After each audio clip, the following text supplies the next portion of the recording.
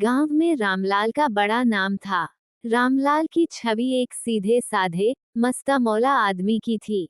वैसे तो रामलाल बहुत गरीब थे, लेकिन उन्हें अपनी जिंदगी की फिक्र नहीं थी। उम्र ढलने के साथ रामलाल ने एक अनोखी बात का एहसास किया। उनके घर में अब 6 बहुएं थीं, जो गांव भर में चर्चित थीं। अब आपको बताऊं कि ये बहुएं एकदम अलग अलग किस्म की थीं, जैसे कोई हरी मिर्च हो, कोई चीनी की पुड़िया। रामलाल ने अपने चारों बेटों की शादी धूमधाम से की थी, और हर बहू अपने साथ एक अलग किस्सा लेकर आई थी। रामलाल, हालांकि अनपढ़ थे, पर अपनी हर बहू के गुण दोष को बखूबी समझते थे। उनकी समझ का कोई मुकाबला नहीं कर सकता था। अक्सर बहुएं अपनी अपनी बात लेकर उनके पास आ जाती और रामलाल हर बार कुछ ऐसा बोल देते कि बात एकदम पलट जाती। ये देखकर बहुओं का मुंह खुला का खुला रह जाता। एक बड़ी बहू सरला। सबसे बड़ी बहू थी सरला। वो किसी सख्त स्कूल की प्रधानाचार्या जैसी थी। उसे नियम कायदे बहुत पसंद थे। अगर किसी दिन सुबह उठने में देरी हो जाती, तो रामलाल को लाजमी था कि डांट सुनने को मिले।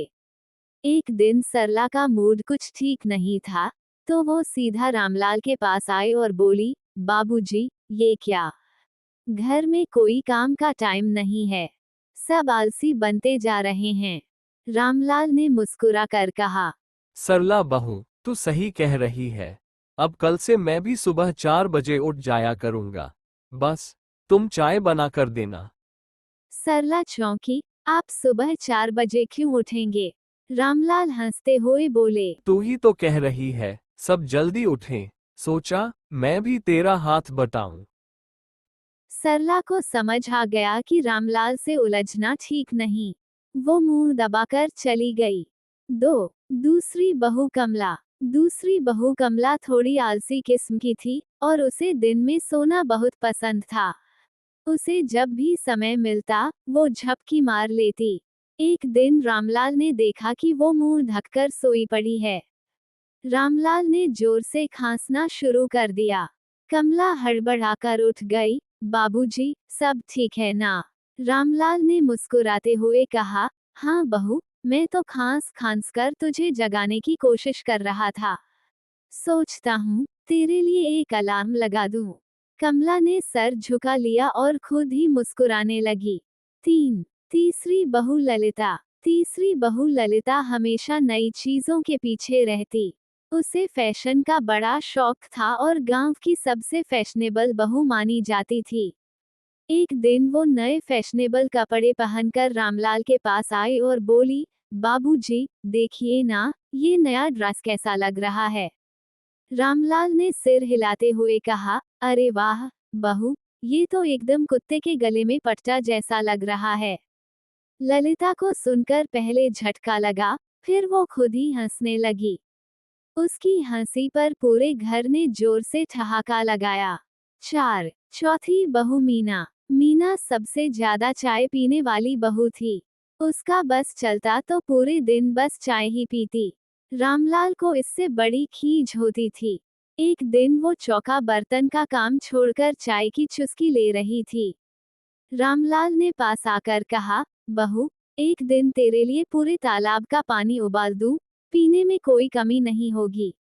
मीना ने शर्माते हुए कहा, बाबूजी, आप भी मजाक करने से बाज नहीं आते।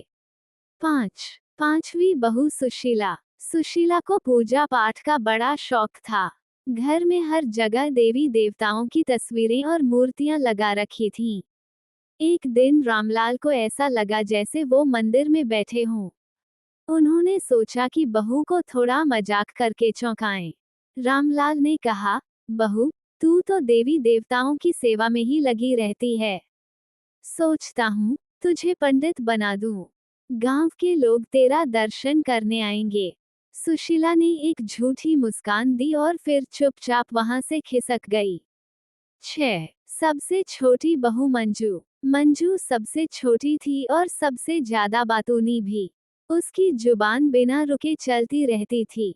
एक दिन रामलाल ने उसे बहुत बातें करते सुना तो बोले, अरे बहू, तेरे बातों के पानी में न मैं डूब ही जाऊंगा।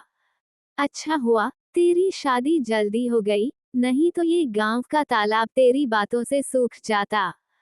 मंजू की बोलती बंद हो गई और सबने फिर से हंसी का ठहाका लगाया। मजेदार रिश्ते और हास्य के पल। इन 6 बहुओं के साथ रामलाल के दिन एकदम मजेदार कटते। उनकी छोटी छोटी नोक-झोंक, हास्य और प्यारे रिश्तों की वजह से घर में हमेशा चहल पहल रहती। रामलाल कभी कभी सोचते, पढ़ाई लिखाई नहीं की, पर जिंदगी का असली पाठ तो यही है, इन सबके साथ मिलकर हंसना खेलना। रामलाल की ये जिंदगी एक ऐसा रंग बिरंगा चित्र थी, जिसमें सादगी, प्यार और हास्य के रंग थे, और जिसमें हर एक बहू का अपना अनोखा योगदान था।